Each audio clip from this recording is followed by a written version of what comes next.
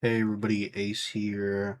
Um, have y'all ever swatted somebody? Oh my goodness, that's bad. Well, have you? Hmm? Well, if you haven't, good, because you're a Satan person. My bad. That was the first. That was like a fourth take. I was like, F it, we're keeping it. Anyways, today we're gonna be talking about a swatting incident and a Arizona man named Axel Melendez. Y'all probably know what swatting is, but for some people who don't know what swatting is, it's basically whenever somebody calls the police on you and like says something outrageous like, "Oh, that guy has like a weapon, killed somebody, something bad happened." Basically, getting the cops very high up in like guns drawn because it's like a serious situation and they need to go in. There was a really bad incident that happened a while ago. Uh, a guy called Andrew Finch um, was swatted and shot dead. Um, really horrible stuff. It happened in Wichita, and basically in that one, as far as I know, it was about like these two gamers, and one person was like, I'm gonna swat you or something or do something. I don't know what it was. And the guy gave him like his old address, and so they swatted the house, and it was a whole new family, and the father was shot killed, which absolutely horrible. But today we're gonna be talking about Axel here, and what could have probably been a similar incident, but my man Axel here got real lucky. Let's take a look. If you're in trouble, call the police. And that's what 24-year-old Axel Melendez did on April 8th. 911, what is the address of your emergency? Axel is a video gamer. He had been hacked. Melendez's attorney, Dave Sethi, says Axel called 911 saying he could soon be a victim of swatting, blackmailed by a stranger overseas for money. They're saying that they're gonna call like the station and say that I have a bomb and stuff and come to my address and stuff like that. The police tell him, don't worry about it. No, it's okay, but they can't, like, nothing's gonna happen. So yeah, as you can see right here, Axel called them 2 days before the incident happened and basically warned them there's gonna be a swatting, someone's gonna do something, and the uh the I forgot what the phone people are called, but they basically told him it's all good, you're fine, nothing's gonna happen. I don't think it shows it in the video, but I know that it like uh like she said in like the I guess like the transcripts that they they can't do that. They're not able to do that. It kind of shows that they're not really, well, at least she's not really trained or like, knowledgeable in swatting, which you kind of need to be aware of something like that, especially if it's like a almost regular occurrence now. Like it's happened before. I know a lot of like swatting incidents are associated with like streamers and all that because they like going out, and a lot of people, so it's getting a lot more, people are using a lot more because of the streamers and all that. But it's also been around a little bit for quite a bit for like other stuff, you know what I mean? Like even in real life, if you're not like a streamer, people call police on like their neighbors and junk because either they don't like that they have like the smallest thing, like maybe they got into an argument over like trash or something. I don't know. Like people will just be swatting just to swat. And he warned them. He was like, "Yo, it's gonna happen. Can you help me out here?" And they were like, "It's gonna be fine. Don't worry." And they get a call from somebody that's clearly not Axel. He gives off signs that he's not Axel, and saying like the caller's like, "Yo, my sister's in trouble. My dad has like a gun to them," and they believe it, even though Axel called him and said, "Yo, they're gonna try to do a swatting."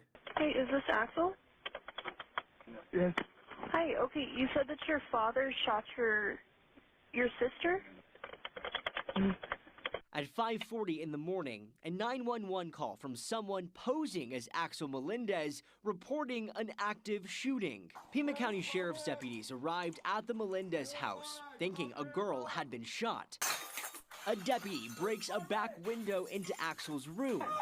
You can hear Melendez in the video screaming for help. His mother also inside the home calling 911, the two not knowing who was breaking in. And he gets his family's legal registered handgun and he cowers behind a door hiding. In the video, they even show that he doesn't point the gun at them. He peeks over the door or peeks through the door and sees them, but does not point the gun at the officers, does not shoot them. He just retreats back into the closet or into the little doorway right there, and they just start like shooting at the dude. They like, even though I get it, he has a gun, but the gun's not pointing at them. And if there are other people, or if he's like shooting other people, you're shooting randomly at this door. Like there could have been like hostages or something. Like imagine if this was a real scenario. They're shooting blindly. You know what I mean? Like I get if you want to put the argument, oh, he has a gun, but he does not point at them. He sees them. He has the gun pointed down, all that, and they still like fire at him, which is just absolutely crazy. And like I said, if it was a real scenario, they could have hit like a random bystander. You know what I mean? Like you don't know what's going on. I know the police don't know what's going on either, but like it says further in the video, they need to do checks on these people and make sure that it's not swatting. I walked towards my son.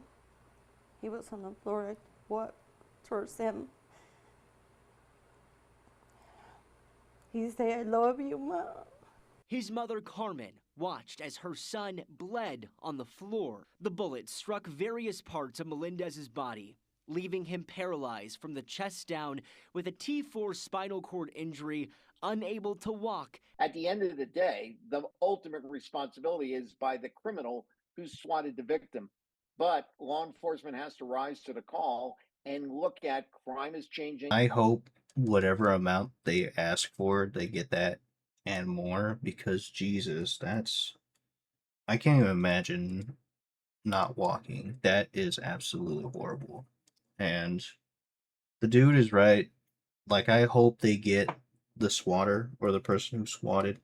And I just hope the swatter gets got, but at the same time the police should have looked deeper into it, and I hope they get whatever amount they're asking and some, because Jesus, that's horrible.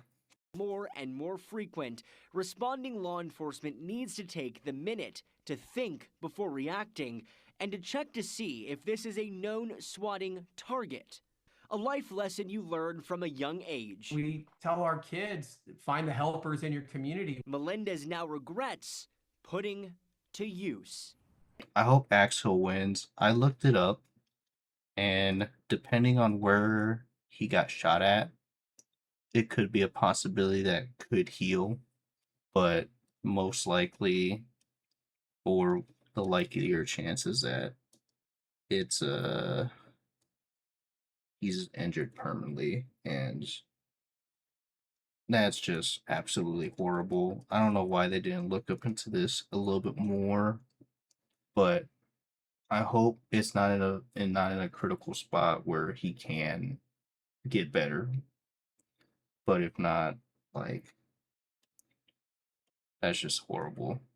I hope they win that case. They better win that case. If they don't win that case, that'd be absolutely wild.